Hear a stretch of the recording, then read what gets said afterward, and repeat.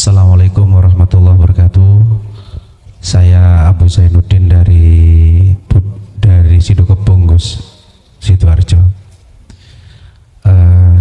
Alhamdulillah saya sering mengikuti kajian-kajian Gus Muklason, khususnya yang di YouTube.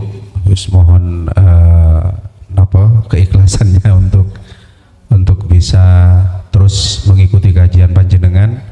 Untuk yang live ini ya baru beberapa kali ke sini dan belum sempat sowan ke pondok. Insya Allah mudah-mudahan Allah mentakdirkan dekat bisa sowan ke sana.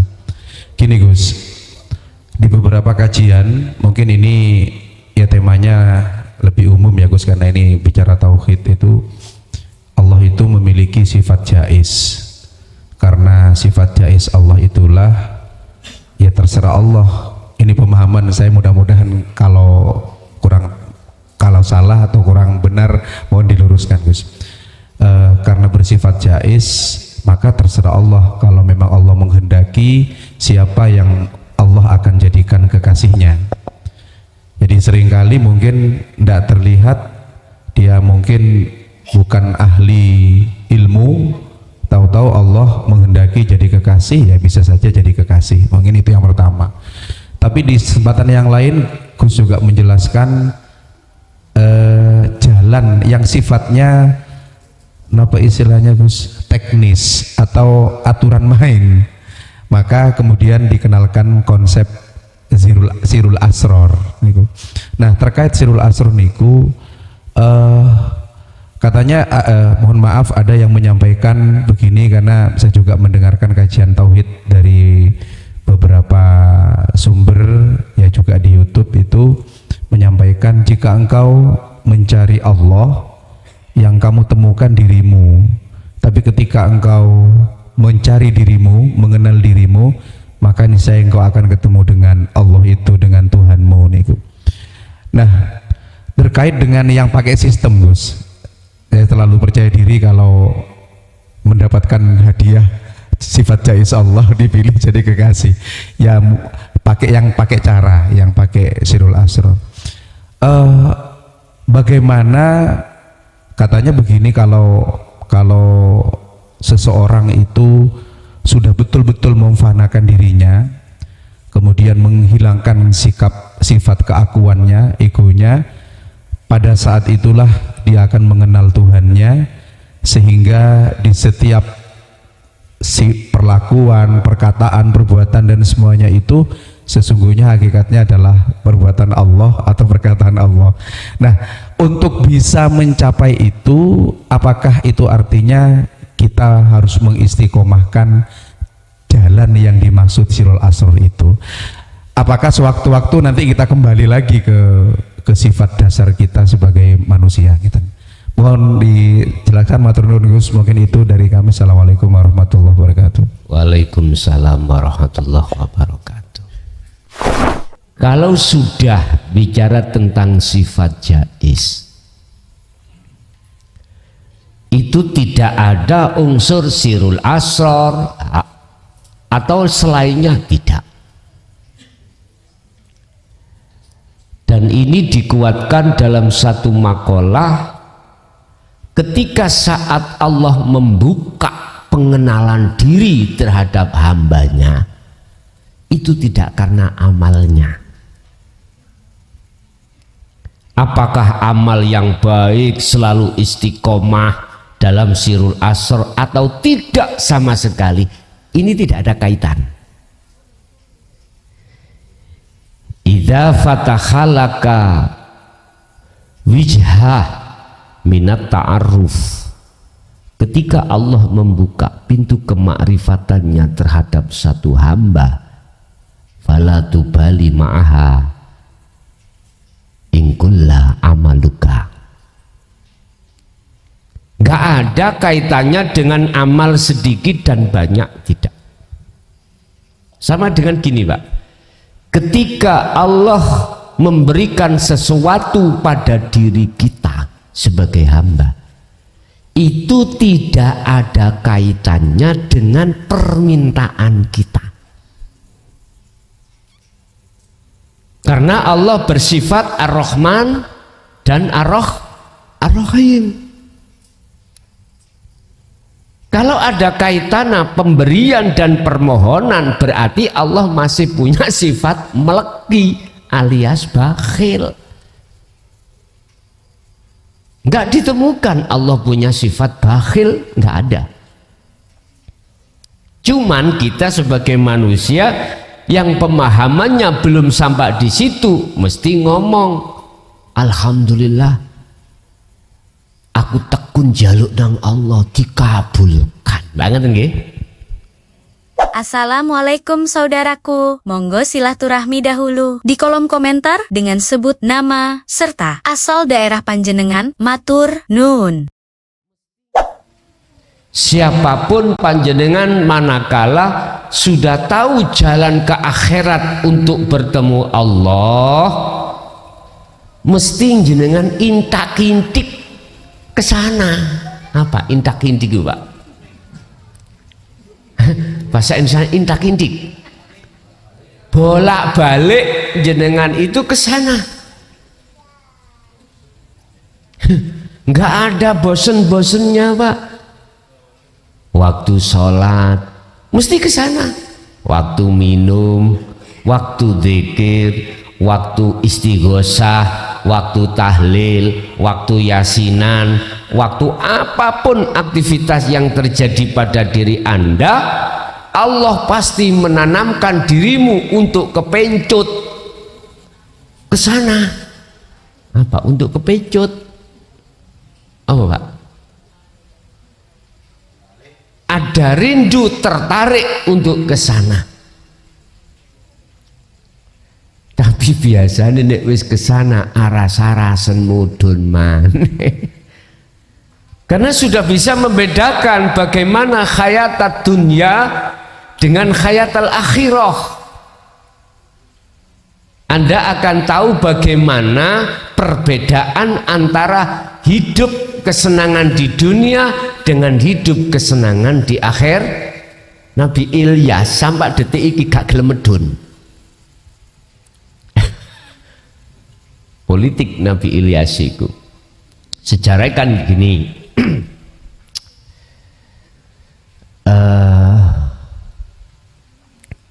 Sapa wonge nek wis ana akhirat, ana surga, kadung kesenangan, moh tidak mau ke dunia lagi, tapi syaratnya harus mati dulu. Nah, Nabi Ilyas pengen terus yo kula saran pateni Gusti. Nah, ngerti ndak? Akhirnya ya wis istilah bahasane dijajal. Boso tenan dipateni lalu dimasukkan akhirat di surga, maka dia nggak gelem keluar lagi. Loh, ini bahasa dagelan ya. Ilyas, kamu kok nggak mau keluar lagi? Katanya kalau sudah masuk ke sana mengalami kematian, kalau sudah mati. Ini sampai detik ini nggak mau. Bahasa syariat, Pak.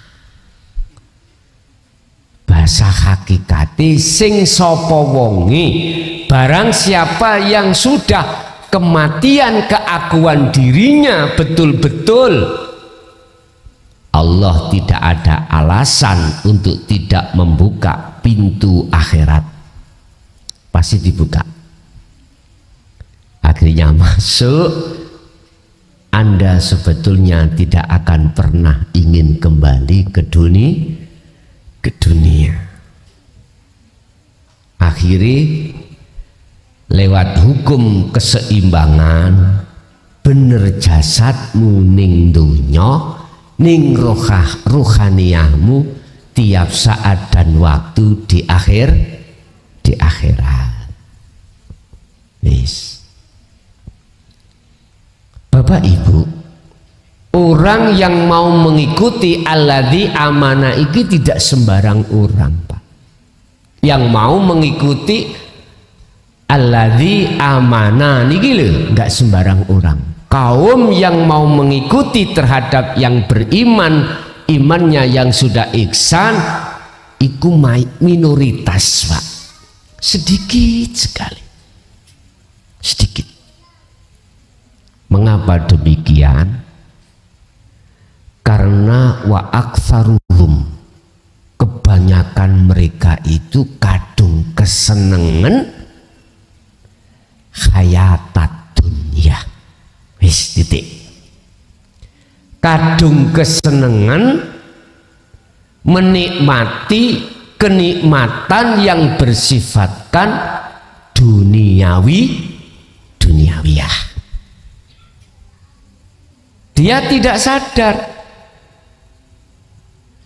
kalau kesenangan dunia yang dihadapkan pada kita itu penuh dengan fata morgana, penuh dengan polesan-polesan hawa nafsu, sehingga kita supaya menganggap bahwasanya ini kekal.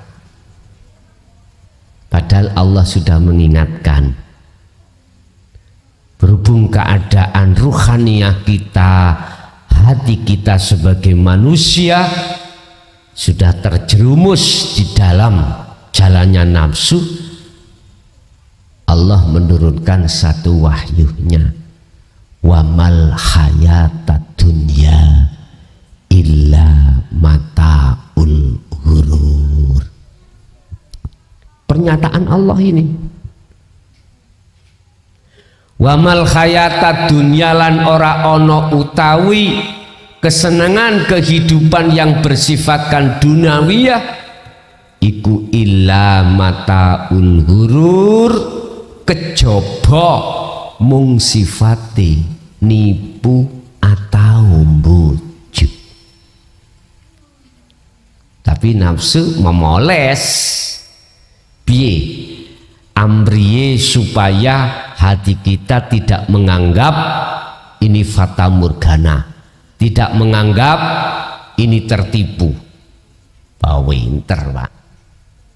Akhirnya nyatanya terjadi. Allah sudah mengingatkan. Makanya saya katakan, yang mau menerima hidayah Allah untuk sabila rasyad, tauwili, golongan itu tauwili. Kalau kita bicara tanda-tanda yang masuk golongan kaum kecil adalah panjenengan ruhaniyah, maksudnya ruhaniyah jenengan ini yang yastami'unal qaul, mengikuti kanjeng Nabi, wayat tabi, dan jenengan ini setelah mendengarkan dan hati sampai ada respon, wayat tabi, menjalankan apa sesuai dengan petunjuk di dalam ilmu yang kita terima ini. Sabila rasyad, inilah khusus jalan untuk ke akhirat. Dalam ayat ini ar-rasyad adalah jalan kebenaran. Jalan kebenaran ini jalan yang dilalui oleh ruhaniyah, bukan jasmaniyah. Ruhaniyah. Kalau kita bicara jasmaniyah, sabila rasyad, umpama orang Islam mengikuti patuh di dalam hukum syariat. Mana perintah dijalankan, mana larangan ditinggalkan. Ini sabila rasyad secara syariah. Secara hakikat sabila rasyad jatuhnya di dalam ruhaniyah panjenengan. Ya qaumi, he kaum ingsun, innama hadhihi hayatud dunya, sak temene utawi iki kehidupan dunia iku mataun, satu kesenangan, ngapunten, Yang kesenangan ini bersifatkan sementara. Bukti ini mulai kecil sampai tua jenengan iki rohaniah menikmati bersukaria sugih pangkat. Ngene sudah meninggal bagaimana? Pisahlah Anda. Maksud bersifat sementara ini panjenengan kali kula pasti berpisah. Mana perkara yang nantinya berpisah berarti tidak bisa menolong. Nggak bisa menolong. Mana perkara itu sampai berpisah berarti tidak bisa, perkara itu tidak bisa menolong. Kalau punya hak bisa menolong, nggak akan berpisah. Berhubung kita memisahkan diri pada Allah dan kita mengestokake dawuh-dawuhe nafsu, ya sudah. Wa ma lahum min nasirin. Orang tersebut tidak akan pernah mendapatkan pertolongan dari yang sebenarnya yang bisa menolong. Bapak Ibu hadirin, ini pernyataan Allah yang dilewatkan terhadap orang yang beriman. Mengatakan, hei kaumku, sesungguhnya tidak ada kehidupan kenikmatan dunia itu kekal, nggak ada, nggak ada. Tetapi wa innal akhirah hiya darul qaror. Tetapi sak temene alam akhirat, kesenangan yang ada di dalam akhirat, hiya yo akhirat iku darul qaror, itulah satu negeri yang kekal. Ini ada kaitannya dengan perjalanan siruh menuju dan bertemu terhadap Allah. Inilah yang kumaksud coro alam akhirat yang sering kami sebut sebagai makom musyahadah. Makom di mana si ruh ini sudah masuk melakukan wa inna ilaihi raji'un. Sudah dikatakan kembali kepada Allah. Berarti balik terhadap Allah ini syaratnya wajib sampai kali kula meninggalkan ruhaniyah dari kesenangan yang bersifatkan duniawiyah, sekalipun jasad Anda masih di dunia. Jadi alam akhirat itu tidak jauh. Bagi panjenengan, bagi Anda yang ruhaniyahnya itu sudah tahu sabila rosyad, jalan menuju Allah. Lah, jalan untuk bisa Anda berjalan menuju pada Allah kebenaran rosyad ini syaratnya pertama, falya'mal amalan sholihan. Ruhaniyah ini harus selalu berlaku baik di mata Allah.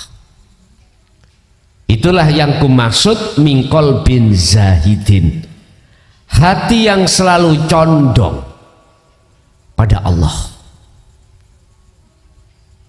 Bahasa Nabi Ibrahim, inni wajjahtu wajhiya hanifan, dengan sungguh-sungguh rohaniyahnya menghadapkan terhadap wajah Allah di setiap saat dan waktu tanpa ada batas. Artinya sikon apa yang dihadapi jasmaniah Bapak Ibu, aktivitas apa yang berhadapan dengan jasmaniah, ruhaniyah Anda harus menghadap dan bertemu terhadap Allah di alam musyahadah. Itu berarti alam akhirat gandeng dengan alam dunia bagi Anda yang seperti ini.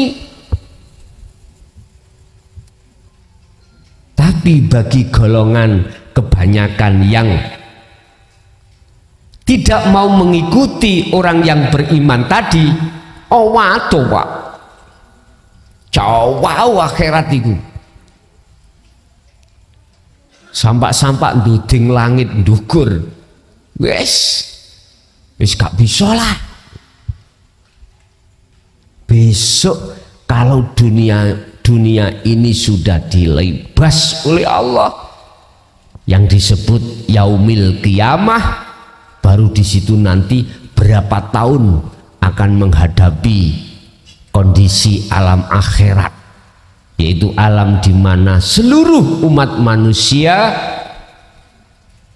ditimbang antara kebaikan dan keburukannya di padang mahsyar. Itu akhirat. Nah, jauh Pak, gitu ya, jauh sekali. Kita harus melewati kematian duniawiyah dulu, masuk ke alam barzah. Berapa ribu tahun ini? Belum lagi nanti alam di mana Allah menurunkan hujan 40 hari 40 malam miturut hitungan waktu akhirat. Bermunculan orang-orang di bumi ini seperti cukulan, bejudul. Kemudian belum lagi kita digiring ke alam mahsyar, padang mahsyar. Di situ menunggu sampai hari perhitungan, sampai diterangkan tidak ada nabi dan rasul yang usul pada Allah memberikan syafaat pada umatnya kecuali baginda Nabi Muhammad sallallahu alaihi wasallam. Akhirnya jenengan dihisab. Jauh Pak nggih? Jauh sekali. Padahal semua ini secara hakikat adalah kinayah. Kita menganggap akhirat itu jauh kalau kita tidak mengikuti oleh orang yang beriman yang dimaksud di dalam surat ke-40 itu ayat 38-39. Bapak Ibu hadirin jamaah rahimakumullah, alam dunia ini itu untuk jasmani kita wajib memang menikmati kesenangan dunia. Kita haus ya harus minum, kita lapar ya harus makan. Untuk bisa mendapatkan air, minum dan makan harus kerja. Jasad ini hukum sunatullah, udah. Tapi ruhaniyah Anda mestinya jangan ikut masuk di dalam alam dunia.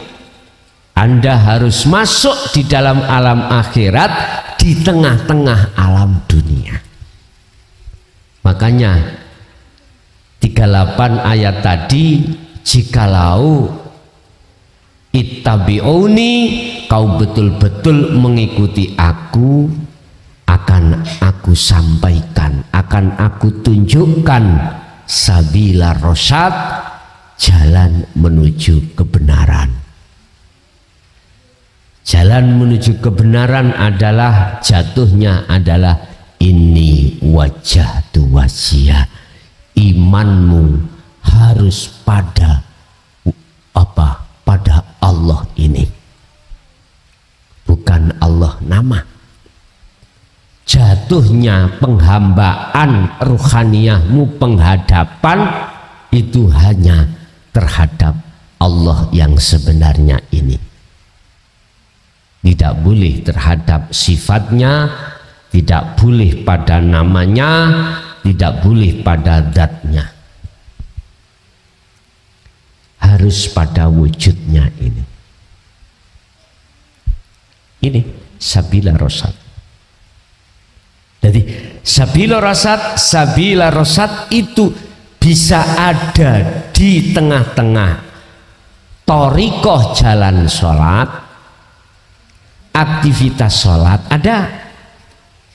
Itu ada sabila rosyad yang sering kita sebut sebagai thoriqoh jalan. Di luar aktivitas sholat juga begitu, karena Allah tidak kemana-mana dan di mana-mana. Makanya inilah saya menjawab dari pertanyaan jamaah, ketika kita khalwat suluk menuju wusul pada Allah, bolehkah saya itu berkhalwat di rumah, tidak harus di pondok? Boleh. Karena di pondok juga ada Allah, di rumah juga ada. Bahkan kalau boleh saya katakan, sampai-sampai ketika Anda masuk di dalam kamar mandi, di situ juga ada Allah. Percaya gak percaya, sakarepmu rek, sakarepe. Kalau Anda berasumsi Allah itu hanya ada di masjid saja, mohon maaf, berarti Allah terbatas. Allah kau batasi di dalam kekuasaan. Kalau Allah kau berasumsi dan beriman bahwasanya Allah itu di tempat segala perilaku yang bersifatkan baik-baik saja menurut syariat, berarti Anda telah menuduh dan membatasi atas kekuasaan Allah. Mohon maaf loh ya, bila mana masih ada gesekan terhadap makalah ini, nggih ngapunten, sebab saya punya hujah, yang hujah itu dalam Al-Quran, innallaha ala kulli syai'in qadir. Wis, iki tanpa kecuali.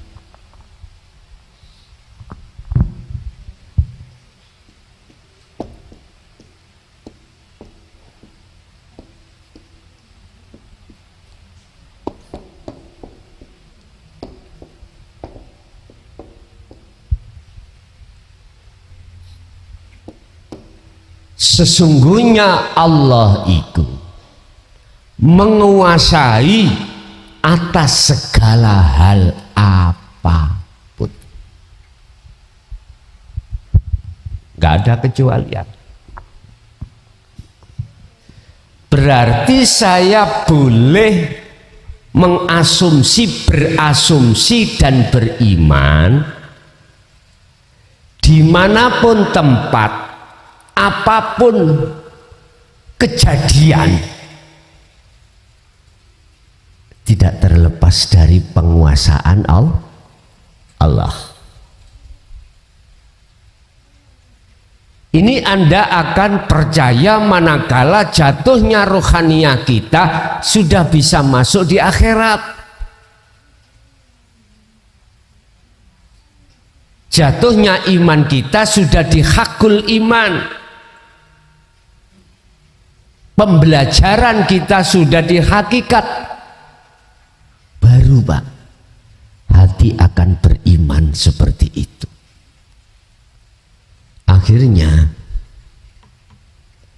dalam hati sampean iku meyakini apakah perbuatan secara syariah yang kita anggap taat ataupun maksiat itu tidak terlepas dari penguasaan Allah, khairihi wa syarrihi minallah. Tapi kalau kita belum, ruhaniyah kita belum jatuh di pendidikan dino tauhid, siapapun kita tidak akan punya iman kalau dijelek itu dari Allah, tidak. Dan ini ya punya hujah sendiri. Cuman oleh karena kita belum bisa menguak syarrihi ini atas kefahaman, akhirnya kita tidak bisa menerima kalau jelek maksiat itu datangnya dari Allah. Tak maklumi. Mungkin persepsi panjenengan syarihi itu perilaku secara fisik itu, padahal tidak hanya itu. Syarihi itu juga termasuk perilaku ruhaniyah kita.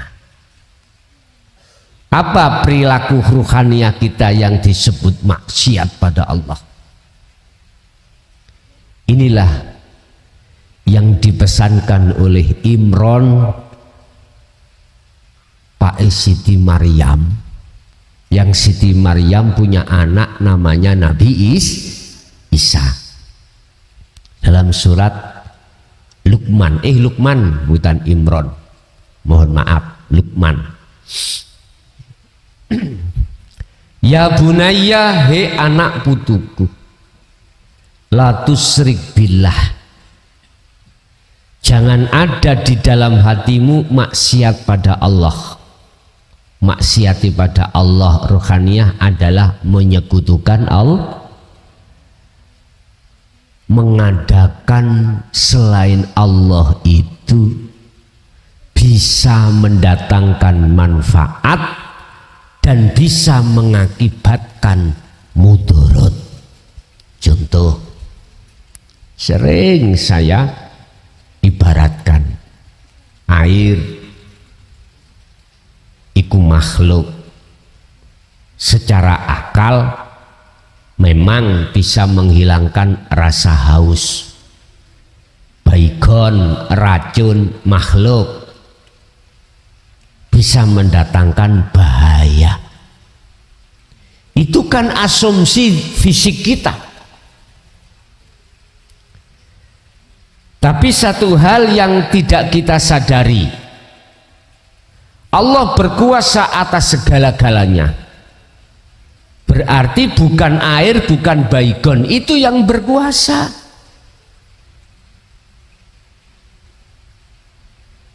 Tapi di dalam dan di luar baygon air itulah adanya Allah yang berkuasa, yang kita tidak menyadari. Nah, dengan adanya keterangan ini jenengan pun berasumsi mulih tuku baygon.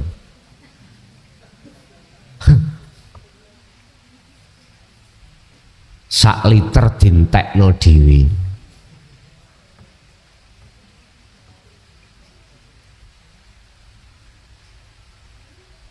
Ya, aku gak murui hal tersebut. Nek jenengan praktek nih, monggo.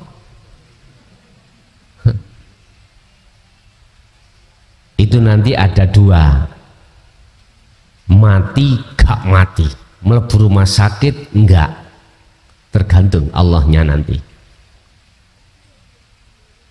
Imanmu 100% pada Allah, Lain lagi nanti. Nggih, kula tak jajal imanku tutuk endi? Sampai di mana? Belilah baygon 1 trim.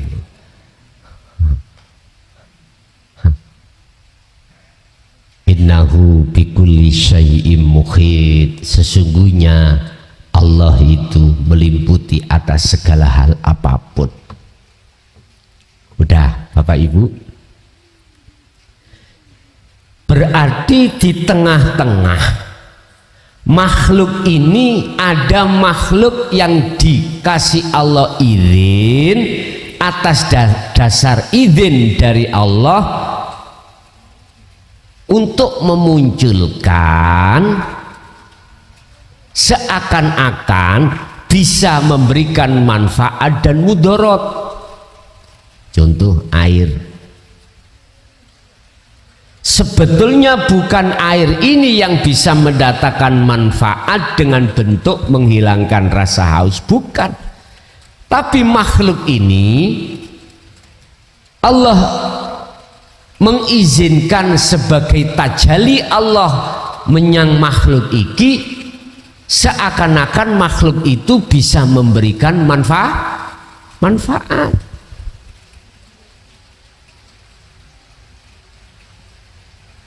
Allah bertajalli lewat makhluk supaya bisa memberikan manfaat terhadap makhluknya yang lain. Sama dengan syafaat pada Rasulullah Muhammad, nggak jauh berbeda dengan istri dan suami kita. Allah kasih izin, atau bahasa lain, Allah menampakkan wujud aslinya terhadap suami dan istri, menampakkan wujudnya untuk bisa dikenal oleh hambanya lewat nurullah. Yang disebut nurullah adalah air tadi, tapi bukan perkarane nurullah iku wujudnya Allah, bukan. Bingung Gus? Ngaji ngoten. Wis memang kabeh semuanya itu berangkatnya memang pusing dulu, bingung dulu. Nanti lama-lama Allah akan memberikan kefahaman di dalam hal ini. Mboten napa-napa. Sing penting jenengan ini mau menjalankan beberapa tahapan, yaitu taklim, belajar ilmu itu, kedua mengamalkan, ketiga mengistiqomahkan.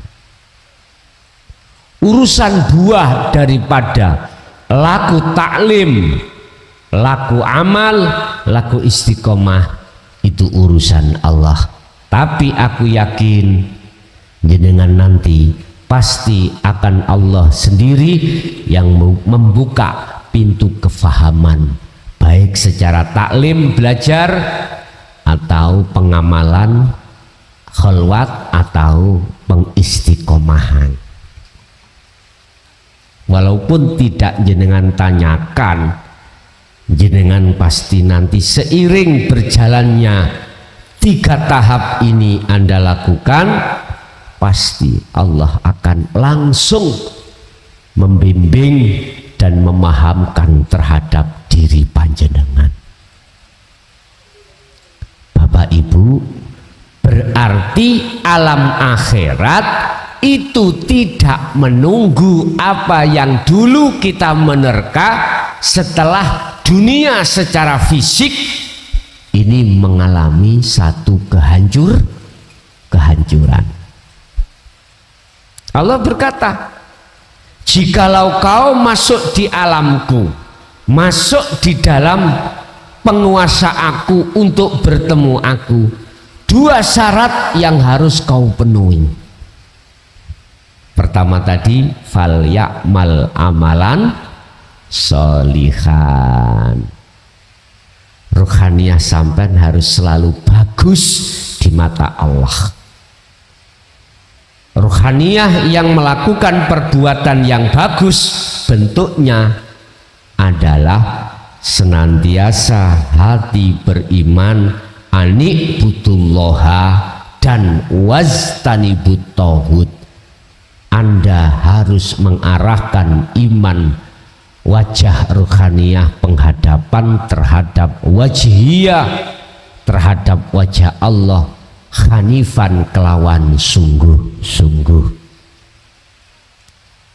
Satu sisi wastanibut taghut, Anda harus meninggalkan karakter-karakter yang dahulu jenengan kalih kula beriman selain Allah. Dan inilah syarat yang nomor 2, wala yusyrik bi ibadati rabbihi ahada. Jangan pernah ada iman dalam hatimu kecuali hanya pada Allah ini di saat Anda menghadapi jasad ini, kondisi apapun.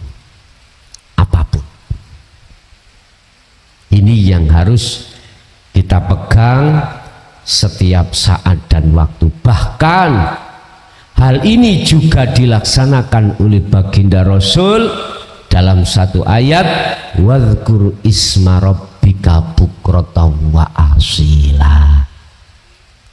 Pagi sampai sore beliau itu selalu berzikir pada Allah. Artinya berzikir adalah ingat, sadar bahwasanya semua apa yang terjadi di situ beliau itu beriman dan mengarahkan hanya pada Allah al-haq mutlak dari segala hal apapun. Wa minal lail, begitu juga di kala waktu malam, panjangnya malam beliau senantiasa fasjud, menundukkan ruhaniyah hanya pada Allah, fasabbih, dan selalu membersihkan penyakit-penyakitnya hati, syirik-syiriknya hati yang tadinya pada waktu siang itu kita teringgapi, dibersihkan lailan tawilan, di dalam malam yang panjang. Ini beliau Rasulullah. Berarti ayat ini tatkala dilakukan oleh baginda Rasul, wahyu ini secara otomatis kita sebagai umat yang mengikutinya wajib melakukan. Bukan hanya Rasulullah. Memang benar wahyu ini diturunkan terhadap baginda Rasul, tapi sebetulnya untuk kita semua. Untuk kita semua umat manusia ini. Sebetulnya Pak, kalau bicara tentang siapa sih umat Rasulullah Muhammad Al-Amin ini, ya semua kita. Baik kita yang jasmani beragama Islam atau luar Islam, ini umat Muhammad. Cuman umat yang bagaimana yang dimaksud oleh Rasulullah, fattabi'uni, yang mengikuti aku. Nah ini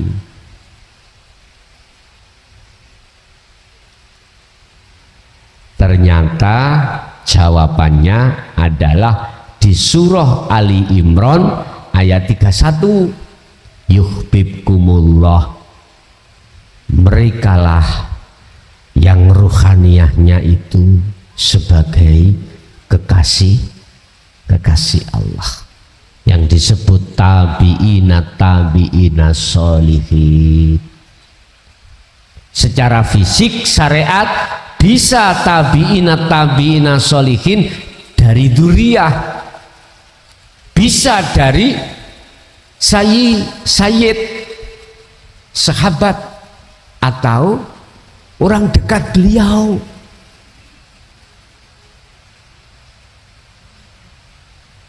Tidak hanya dari sisi dzurriyyah, nasab, tidak, bisa dari sahabat, tabi'ina sholihin ini. Bapak Ibu hadirin jamaah rahimakumullah, Anda yang tidak masuk di dalam dzurriyyah, jangan berkecil hati, sebab Allah tidak melihat nasab, Allah tidak melihat keturunan. Allah menghendaki hambanya itu hamba yang dikehendaki. Terkait masalah kekasih Allah ini, nggak ada satu ayat pun di dalam Al-Quran terkait kekasih Allah itu berbicara tentang nasab, tentang orang dekat, enggak. Cuman bahasanya adalah mayyasha, hamba yang dikehendaki. Nurun ala nurin yahdillahu linurihi mayyasha. Cahaya makrifat ini hanya kuberikan terhadap hamba yang ku kehendaki untuk menerangi, mengusir kegelapan hati. Siapa yang dimaksud hamba yang dikehendaki itu Bapak Ibu? Ternyata merekalah yang menerima, mengwelcome hatinya tentang ajaran dinut tauhid, sekaligus mengamalkannya dengan istiqomah. Baru ini yang dimaksud daripada tabi'in dalam kurung kekasih Allah. Allah menerima jenengan sebagai kekasihnya karena Anda berani meninggalkan kekasih selain Allah. Ruhaniyah bukan jasmaniyah. Ati nek sik nyintai Pak, mohon maaf, selain Allah, jangan harap bisa sampai pada Allah. Walaupun secara fisik Anda punya status yang amat tinggi di mata manusia, nggak akan pernah bisa. Jikalau kau betul-betul mengikuti aku, maka yuhibbukumullah.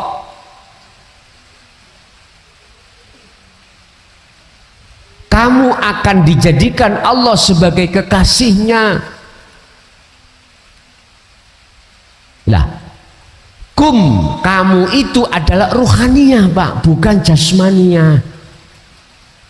Sebab yang meninggalkan cintanya hati terhadap Allah, terhadap selain Allah maksud saya, itu adalah ruhaniyah.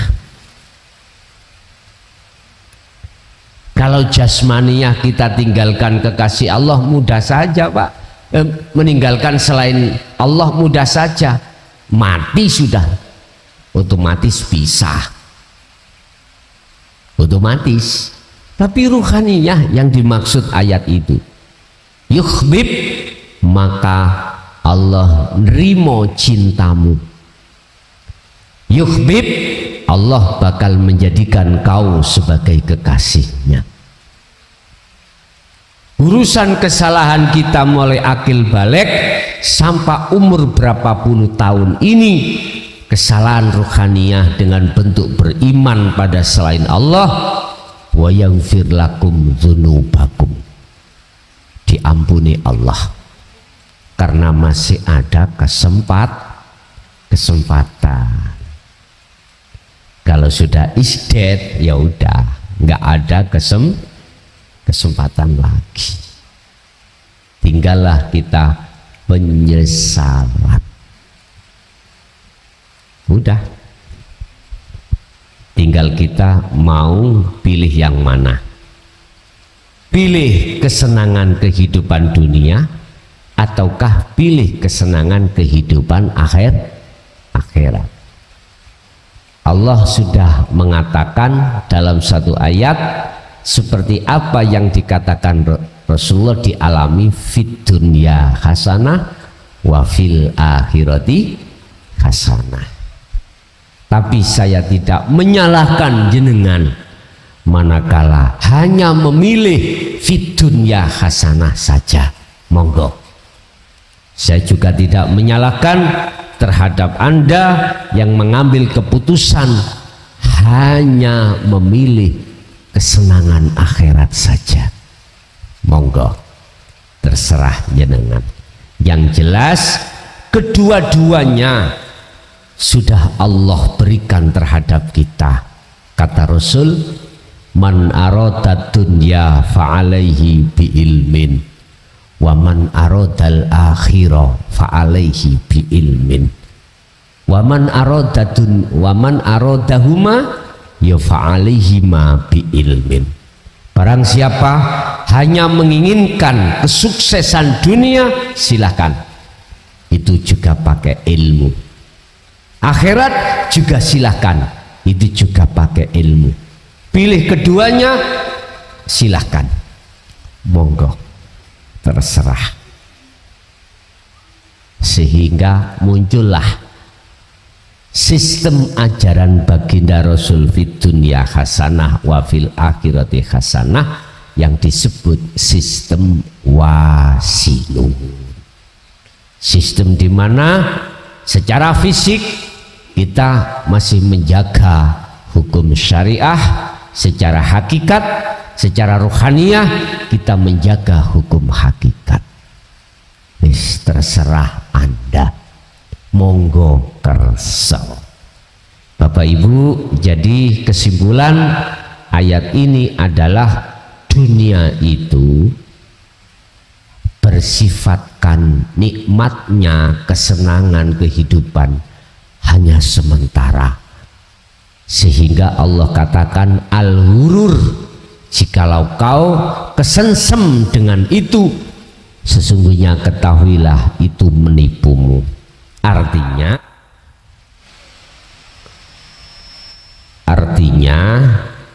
ada yang kekal, kehidupan yang melebihi dunia, yaitu akhirat.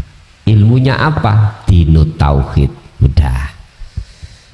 Oke Bapak Ibu, kita masuk pada sesi tanya jawab dan dialog. Tapi sebelumnya perlu kami sampaikan, olehnya kita pindah jadwal waktu karena kondisional. Biar kami misalkan ngaji ke daerah yang jauh, katakanlah Jawa Tengah, itu mesisan jadi satu. Jadi satu, Kamis, Jumat, biar kami tidak keliwar-keliwar. Kamis misalkan nang Jawa Tengah, kemudian Jumat Jawa Timur, terus Senin ke Jawa Tengah. Jadi cegak terlalu legrek, ya, mohon maaf. Yang Jawa Tengah atau yang jauh Banyuwangi itu saya gandengkan sekitar sana. Jember Banyuwangi satu perjalanan. Nah, iling-iling, mohon maaf, saya juga ada pertimbangan syariat jasmani, iki wis suwek Pak ya, wis tuwek ya dah. Jadi nggak bisa disamakan dengan umur 25, 30. Mantap loh. Jadi biar sama-sama jalan, mohon maaf ya. Jadi tadinya Kamis kedua ya dah, saya alihkan ke Senin kedua ya. Senin kedua di di Krian Perum ini Senin kedua, semata-mata biar enggak Pak. Jadi saya enggak berat, jenengan juga tidak keberatan. Oke. kita masuk sesi tanya jawab. Monggo barangkali ada yang perlu ditanyakan, kami persilahkan. Assalamualaikum warahmatullahi wabarakatuh. Bapak Kiai Mukhlasun yang saya hormati, nama saya Ali Bapak. Saya mau bertanya, kehidupan dunia yang sifatnya sementara ini, bagaimana kehidupan dunia ini bisa dilanjutkan sampai ke akhirat? Sampai di akhirat. Dilanjutkan sampai akhir hayat. Betul. Sampun. Dunia akhirat. Ya, sampai terbawa sampai ke akhirat, Pak. Oh iya. Sampun matur suwun. Ad-dunya mazra'atul akhirah. Ini nanti akan bisa. Ingat, kehidupan apa yang ada di dunia itu laksana tanduran. Apa tanduran, Pak? Tanaman. Maklum ya, SD enggak pernah aku. Mazra'atul akhirah, sebetulnya apa perilaku kehidupan dunia itu laksana tanaman yang di akhirat. Tergantung kita menanamnya itu bagaimana. Kalau kita menanam jagung, kita akan mengunduh. Apa mengunduh, Pak? Menuai jagung. Wong kadang ae suket elok cukul kok ya. Suket elok cukul. Ikut cukul. Apa perbuatan yang ditanam di dunia ini, perilaku ruhaniyah, itu sebetulnya adalah perilaku besok kita seperti itu. Tinggal pertanyaannya, kita menanam perilaku di dunia itu bagaimana? Memang Pak, ini mata rantai sebetulnya itu. Lah, bagi mereka yang hatinya mingkol bin salim, mingkol bin zahidin, menanam tanaman yang baik, sebetulnya dia itu sudah di akhirat. Bahasa dunia buat ruhaniyah dia itu sudah tidak berlaku, tapi secara jasmani masih berlaku. Bapak Ibu, mana sih tanaman baik dan buruk itu? Perilaku baik dan buruk itu bagaimana?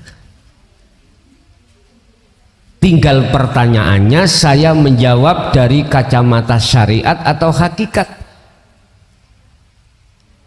Kalau kacamata syariat berarti perbuatan yang bersifatkan fisik. Kalau hakikat, kacamata hakikat, perbuatan yang bersifatkan ruhaniyah. Contoh yang baik, jasmani kita taat, menjalankan perintah. Ini akan menjadi mata rantai sampai ke akhirat, manakala ruhaniyah jenengan iki jatuhnya makrifat Allah. Artinya jatuhnya ruhaniyah ini wajah tu wajhiyah pun. Bahkan ini dinyatakan oleh salah satu tokoh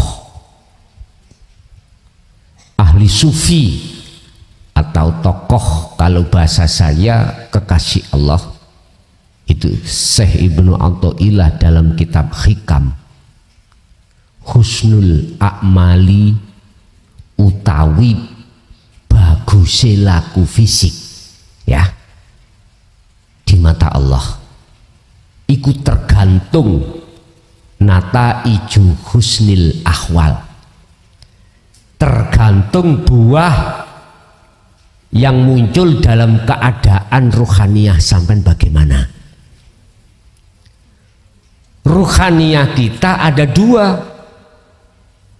mingkol bin zahidin dan mingkol bin rohibin. Ada hati yang condong imannya hanya pada Allah, yang kedua hati condong pada makhluk. Berarti nek condong hati pada Allah, tidak mengakui segala apapun yang terjadi dalam ketaatan secara syariat, ruhaniyah sampai gak ngakoni munculnya kebaikan dari diri kita, tapi dari Allah. Minimal seperti itu. Ada rasa, ada sambung rasa antara hati dengan hidup, dengan Allah. Ya di situ. Nah, barulah inilah perbuatan yang sampai tanyakan tadi, bagaimana kehidupan dunia ini menjadi akhir sampai pada akhirat. Ini. Yang kedua, kita menanam perbuatan selain daripada yang bagus disebut buruk. Su'ul a'mal nataiju su'il ahwal mingkol bin rohibin. Ini ele-elaku dohir iku tergantung buah yang muncul keadaan ruhaniyah kita pada Allah bagaimana. Di mata Allah loh ini, tidak di mata manusia. Ada istilah laku apik di mata manusia belum tentu baik di mata Allah. Contoh Pak, saya sodakoh terhadap jenengan, wis nggak ada orang sak Jawa Timur yang mengungguli dermawan saya. Bagaimana saya tidak dermawan? Pabrik sak Jawa Timur wekku dewe, nggak ada yang milik orang, tak kuasai. Bis-bis ya yang buat pariwisata untuk ngompreng dan lain sebagainya, perusahaannya Jaya Baru tok. Umpama tidak setiap bulan, setiap minggu saya akan mengeluarkan sebagian di antara harta saya untuk anak yatim, untuk fakir, untuk miskin, wis macam-macam. Tapi diam-diam dalam hatiku masih mengakui kalau aku merasa yang mengeluarkan.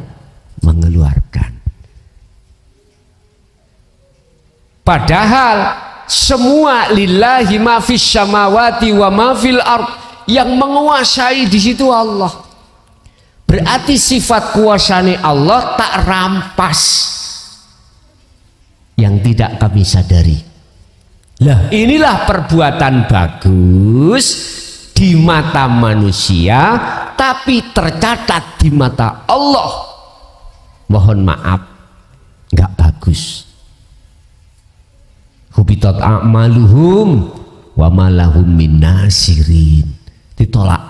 Hubitat ai batolat, batal karena ada syirik khafi tadi. Dan ini perbuatan yang susah diselidiki karena ini kepentingan hawa nafsu, lembut sekali. Apalagi 2024 kita punya karep untuk calon ini calon itu, lah kan udah dawik tak. Hati-hati, itu uangmu sendiri dulur, bukan uangnya mereka. Bukan. Kok bisa itu uang Anda sendiri sebagai masyarakat? Iya, Kalau si pelakunya hatinya mingkol bin rohibin, mesti hitung-hitungan. Aku keluar 1 miliar, aku jadi modal saya harus lekas kembali. Lewat mana? Wis, aku gak ngomong. Kamu sudah tahu sendiri. Lewat mana kembalinya itu? Gaji ya? Berapa? Gaji kita gak nutut, macam-macam. Udahlah, saya nggak terlalu ke dalam karena bukan ranah saya. Yang jelas Anda sudah tahu sendiri, manakala si calon itu kok bersumber hatinya mingkol bin rohibin, condong terhadap selain Allah, maka semuanya hitung-hitungan. Tapi kalau munculnya condongnya hati mingkol bin rohibin karena Allah, beda lagi. Lo ada loh Pak, waline Allah itu jadi pejabat. Wonten, ada. Waline Allah jadi tukang ngarit, ada. Waline Allah jadi pedagang, ada. Mau macem-macem. Kekasih Allah itu Allah naruh itu seperti itu. Nggih. Jadi Bapak, bisanya kehidupan dunia itu berlanjut ke akhirat, maka harusnya dengan ini ketika saat di dunia ini jenengan harus berlaku menanam tanaman yang baik. Begitu juga mereka yang menanam tanaman yang jelek, dia sendiri nanti akan yang menuai. Berarti berlanjut. Makanya kata Rasul, ad-dunya mazra'atul akhirah. Kehidupan di dunia laksana adalah tanaman akhirat. Oke. Ada lagi? Assalamualaikum warahmatullahi wabarakatuh. Saya Abu Zainuddin dari Sidokepung, Gus, Sidoarjo. Alhamdulillah saya sering mengikuti kajian-kajian Gus Muklason, khususnya yang di YouTube. Gus mohon keikhlasannya untuk bisa terus mengikuti kajian panjenengan.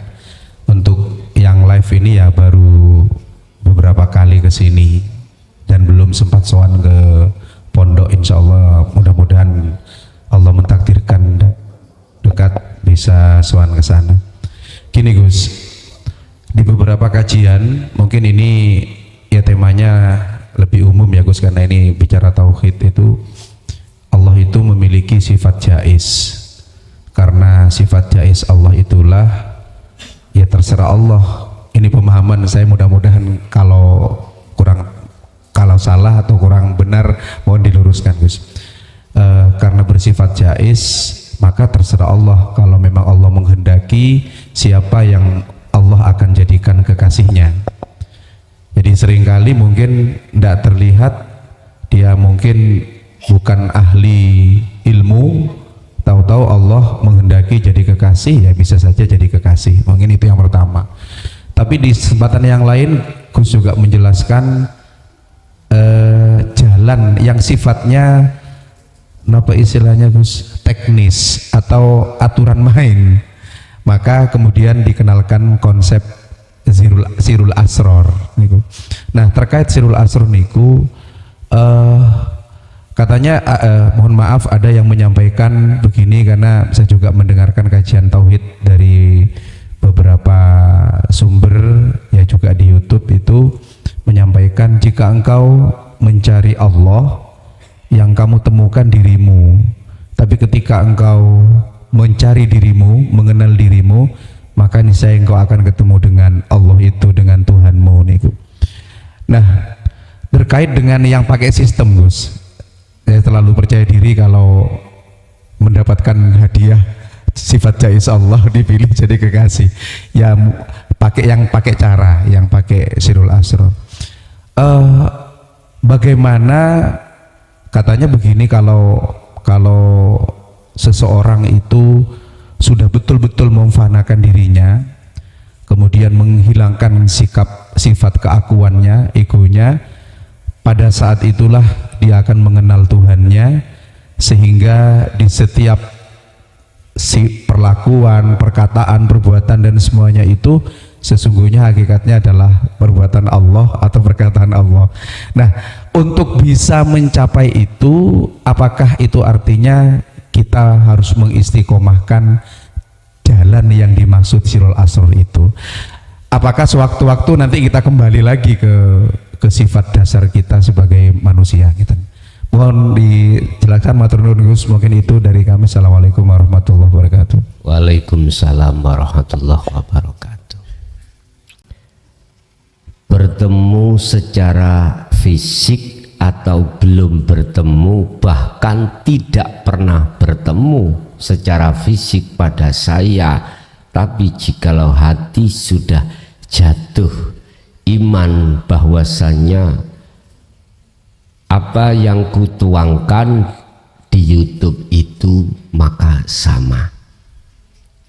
Artinya semua Allah mengizini.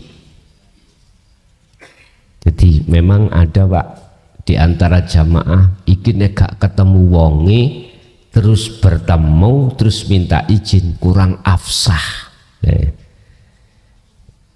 Oke, tak hormati hal seperti itu. Tapi sebetulnya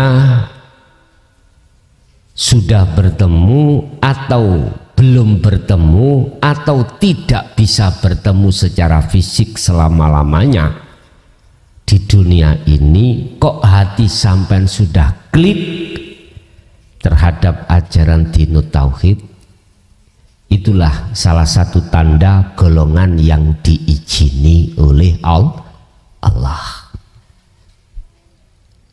Oleh karena saya manusia, ya tetap saya harus mengikuti kaidah Allah. Gak boleh saya metantang, gak sah awakmu nek gak ketemu aku. Lah, boten. Bon, itu yang pertama. Yang kedua tentang jaiz Pak ya. Sifat wenangnya Allah. Siapa yang dikehendaki, dialah yang dijadikan sebagai orang yang menduduki derajat di mata Allah yang paling luhur.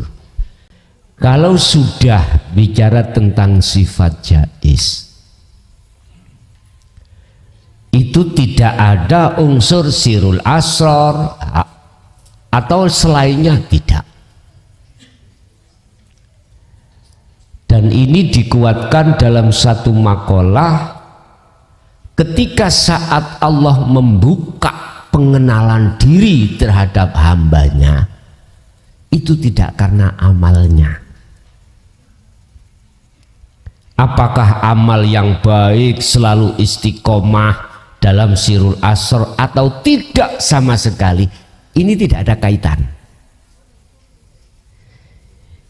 Idza fatakhalaka wijhah minat ta'aruf, ketika Allah membuka pintu kemakrifatannya terhadap satu hamba, fala tubali ma'aha ingkulla amaluka, gak ada kaitannya dengan amal sedikit dan banyak, tidak. Sama dengan gini Pak, ketika Allah memberikan sesuatu pada diri kita sebagai hamba, itu tidak ada kaitannya dengan permintaan kita, karena Allah bersifat Ar-Rahman dan Ar-Rahim. Kalau ada kaitan pemberian dan permohonan, berarti Allah masih punya sifat meleki alias bakhil. Enggak ditemukan Allah punya sifat bakhil, enggak ada. Cuman kita sebagai manusia yang pemahamannya belum sampai di situ, mesti ngomong, alhamdulillah, aku aku tekun jaluk nang Allah dikabulkan banget nggih. Dengan dasar ud'uni astajib lakum. Padahal ud'uni kalau boleh saya katakan bahasanya tidak saya artikan mintalah kau pada Tuhanmu. Ndak. Berangkat dhisik temui Allah. Sebab di situ syarahnya itu menyimpan istifham. Kalimat pertanyaan, jikalau kau betul-betul memintanya terhadapku, maka astajib lakum. Otomatis kalau kita minta pada seseorang yang kita mintai, kita wajib bertemu kepada yang kita mintai. Sehingga saya mensarah ayat ini, ud'uni tak maknani ketemu nang Gusti Allah dulu, baru apa maksud Anda? Ketemu dulu nang tetanggamu, apa maksudmu? Oh, minta kates. Anda jangan ujuk-ujuk langsung cari katesnya sebelum ngomong sama yang punya kates. Kita ngomong yang punya kates itu harus syaratnya bertemu yang punya pepaya. Padahal Bapak Ibu Allah gak ada, tinggal mampir tok ngene lah, posisi gak gelem sampean. Idza sa'alaka ibadi anni fa inni qaribun. Muhammad, tatkala hambaku bertanya tentang aku, jawablah fa inni qaribun, sesungguhnya saya itu dekat.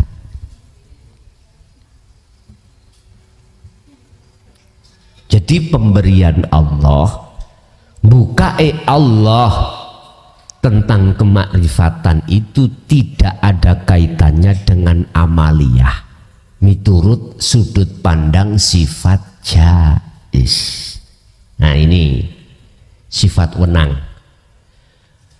Walaupun wanita nakal, tiap hari tiap saat pekerjaannya melayani lelaki hidung belang, tapi kalau Allah lewat jaisnya menghendaki dia itu dapat rahmat surga, siapa yang bisa protes? Nggak bisa. Ada tuh Pak, gara-gara secara syariat hanya memberi minum pada anjing yang kehausan lah gitu dah. Mohon maaf, itu sifat jaisnya Allah. Mohon maaf, saya juga terjadi hal yang seperti ini pada diri saya, antara purel dengan saya. Tahu purel nggih? Mbah gak tahu kok kandhanono dewi. Datang Pak ke rumah saya, karena garapane sepi, minta penglarisan. Waduh, nek syariat iki aku keduman dosa iki. Lah ngoten nggih. Udah lepas saya. Akhirnya saya jatuhkan surat Yusuf ayat 11 kalau nggak salah. Ini cara umum disebut mahabbah, ya, mahabbah. Tapi gak usah dilakoni. Iku sampeyan wis gak butuh. Iki hanya sekedar cerita. Akhirnya saya kasihkan secara bahasa syariat. Pun Mbak, jenengan amalke poso segini nggih. Sampai sekarang dia masih ada. Sudah punya anak, karena keterbatasan ekonomi, terus dia jatuh di dunia hitam. Lalu saya kasih diamalkan, yo dipasani diwiridno Quran Pak iku. Tujuane ngono jan gak pantes nggih. Jelas gak pantes cara syariat gak pantes. Akhirnya setelah itu mohon maaf Gusti Allah itu mengubah hidupnya yang asalnya sepi akhirnya rame sampai rame mengeluh. Tahu mengeluh? Akhirnya bertobat Pak. Sampai sekarang dia fokus di dalam hubungan langsung pada Allah. Nikah gak gelem sekarang. Tidak mau nikah. Sampai sekarang. Sudah punya anak. Umurnya ya masih muda. Gak terlalu tua. Umpam buat sampai umpam wantes. Sering jamaah lagi yang duda ngecat saya untuk ditemukan, untuk dinikahi karena satu iman. Dia tak sambungkan. Terus akhirnya apa Pak? Jawabnya beliau padaku, Gus, aku hanya bercinta pada Allah aja. Begitu. Udah nggak mau. Ya sudah, ya jangan maksa sampean. Kalau anaknya sih mohon maaf lah. Bahasa syariat aku ya doyan. Bahasa syariat tuh ya. Aku gak usah ngomong sampean, saya sendiri yang saya contohkan. Saya contohkan saya saja, jangan jenengan. Artinya ya nggak terlalu jelek lah Pak, bahasa syariat ya. Bahasa syariat. Umurnya nggak terlalu tua. Iya. Dia kisaran 35 ke bawah, masih muda toh.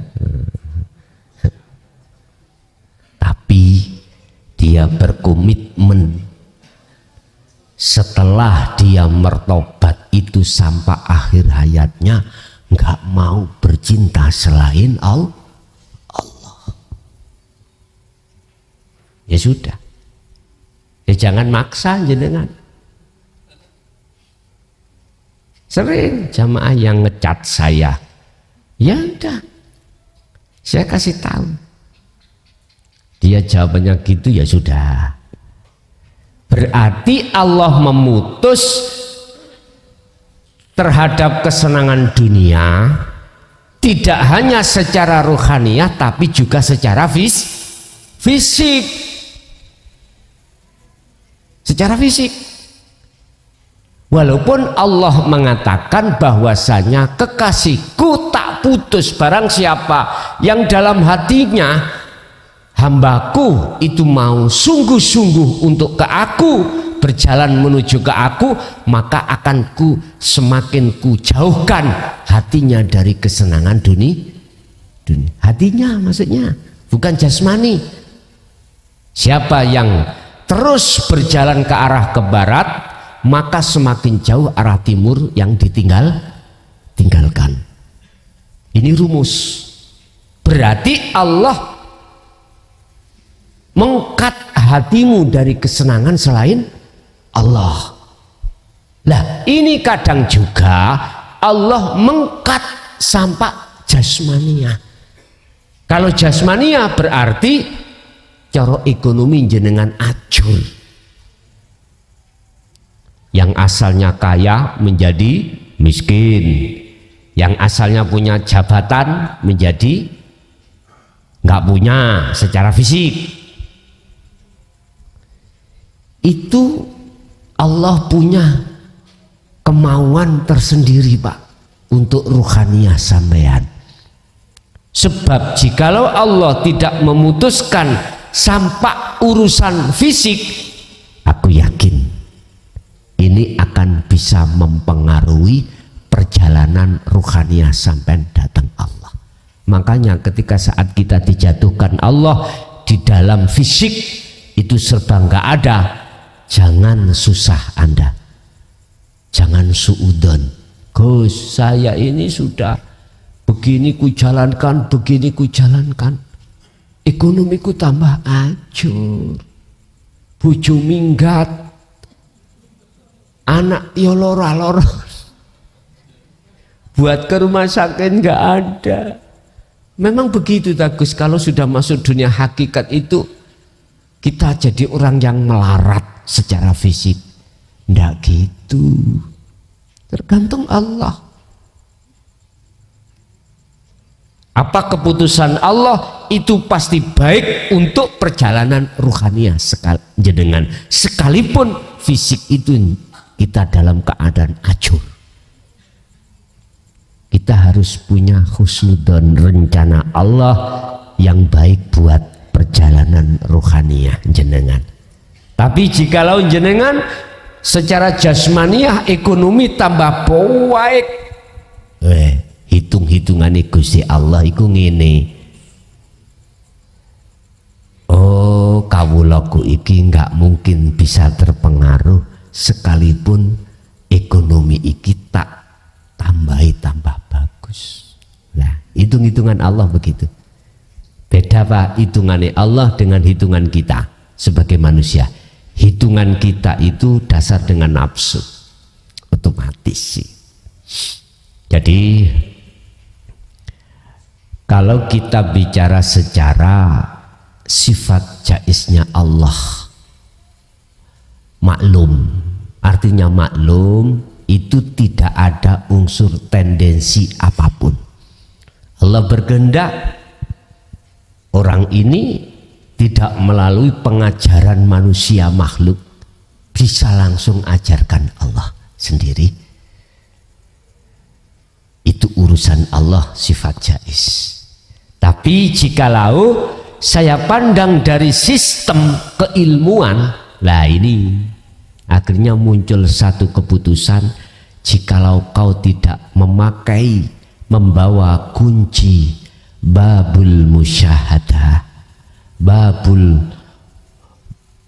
kunci lawang kewusulan pada Allah, nggak mungkin kau bisa masuk di dalam kewusulan. Makanya saya selalu ngomong sirul asr itu karena memang kunci miturut sistem dan kaidah. Saya tidak bicara dari sisi sifat jaiznya Allah. Nah, makanya kacamata mana yang harus kami pakai? Kalau kacamata sistem proses keilmuan, kita harus mengikuti sistem keilmuan. Ilmu dulu dipahami, setelah itu laku, setelah itu istiqomah. Ilmu, amal, istiqomah. Akhirnya kita akan mendapatkan inna akramakum indallahi atqakum, derajat yang paling luhur di sisi Allah. Tapi bukan berarti Allah tidak mampu menghendaki di luar secara sistem. Contoh, ada Pak makalah gini. Iya, kalau zaman Rasul langsung Allah. Kalau zaman kita nggak bisa, lagi tidak. Paling ikut jin, iblis bimbing dirimu. Lo tanpa ada pengajaran dari guru secara manusiawiyah, kok ujuk-ujuk dia bisa sampai ke pangkat makrifat Allah. Ini di luar akal, ya, di luar sistem. Ada yang berani mengatakan itu, Pak. Iya, kalau zaman Kanjeng Nabi langsung Allah. Kalau kita nggak boleh, nggak bisa itu. Lah, ada seperti itu. Tapi mohon maaf, bukannya saya menyalahkan, tapi mohon maaf, saya tidak sepaham.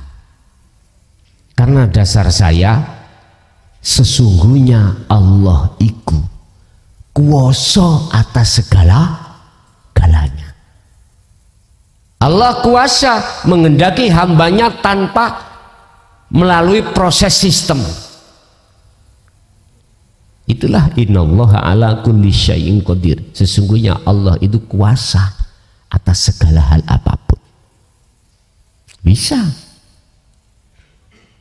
Justru kalau saya keseret terhadap kaidah sistem, otomatis saya akan menuduh Allah bahwasanya Allah kuasanya terbatas.